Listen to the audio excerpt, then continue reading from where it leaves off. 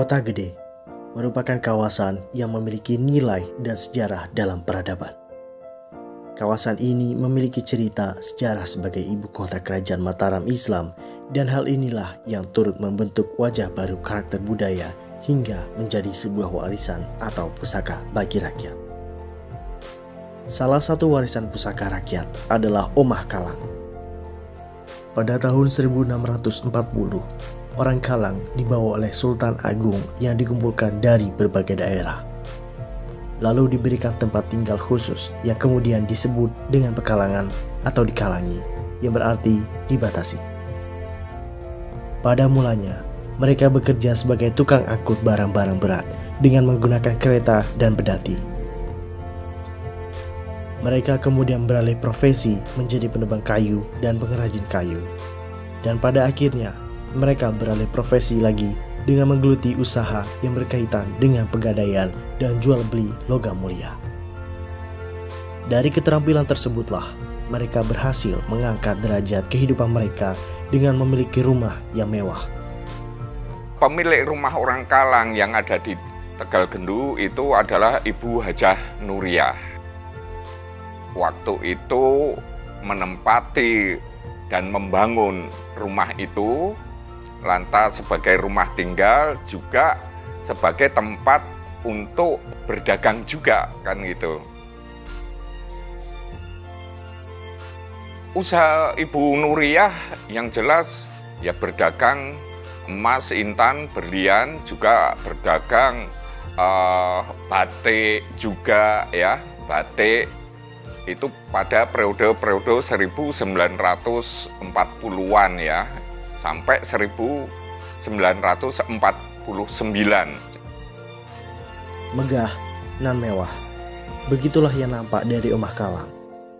Nuansa serta corak arsitektur yang menarik perhatian membuat arah pandang tak bisa terlepaskan dari setiap jengkal keberadaannya. Lebih daripada itu, langgam Omah Kalang ini mengadopsi dua kebudayaan yang menciptakan kebudayaan baru, yaitu Indis. Nuansa Eropa terlihat jelas sejak sekilas melihat Omah Kalang ini. Serambi kubah bermaterial kaca timah yang berlanggam Art Nouveau menghiasi sisi depan Omah Kalang. Pintu dan jendela yang berukuran besar serta banyak menjadi ciri tersendiri bagi Omah Kalang ini. Di dalamnya masih terdapat struktur tradisional Jawa yang masih ada sampai saat ini. Salah satunya adalah pendopo yang merupakan ciri dari bangunan Jawa. Akan tetapi terdapat perbedaan yang terlihat secara jelas, yaitu pendopo di sini dibuat secara tertutup, berbeda dengan pendopo pada umumnya yang memiliki ruang terbuka. Yang membedakan secara arsitektural rumah Kalang Kota Gede dengan rumah-rumah tradisional yang dimiliki masyarakat Kota Gede pada umumnya, tentunya pada ornamen-ornamen ya, ornamen-ornamen yang ada di bangunan rumah orang Kalang.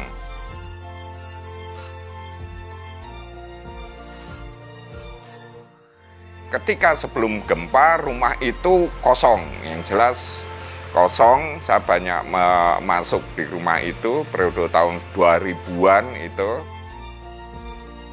Eksistensi Omah Kalang Kota Gede yang terlihat membawa fakta baru, bahwa ternyata Omah Kalang tak hanya berada di Kota Gede, akan tetapi juga tersebar dalam banyak wilayah. Salah satunya ada di Desa Sawahan, Serandaan, Bantul. Omah Kalang Desa Sawahan ini adalah milik keluarga keturunan Ki Demang Cokroyudo ke-6. Kakek saya ini, dia itu bukan petani, tapi juga bukan pedagang. Tapi dia punya tanah yang banyak. Omah Kalang ini memiliki ciri langgam tradisional berbentuk rumah joglo yang didominasi oleh tembok dengan material batu bata yang besar dan kayu sebagai material padan dalamnya. Ruang tradisional yang ada pada rumah Kalang ini adalah dalem, gandok, dan pakiwan. Pada bagian dalam masih terdapat saka guru atau 4 tiang utama yang berada tepat di depan sentong tengah.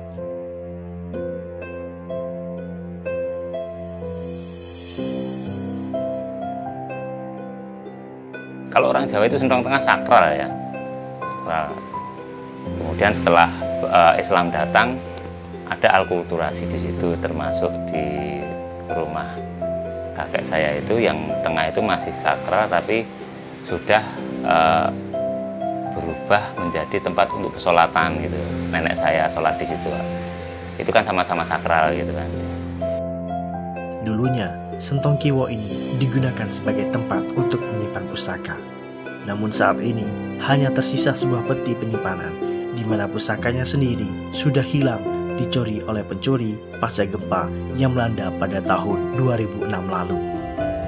Saya masih punya harapan untuk bisa merenovasi rumah dan sekaligus tembok-temboknya.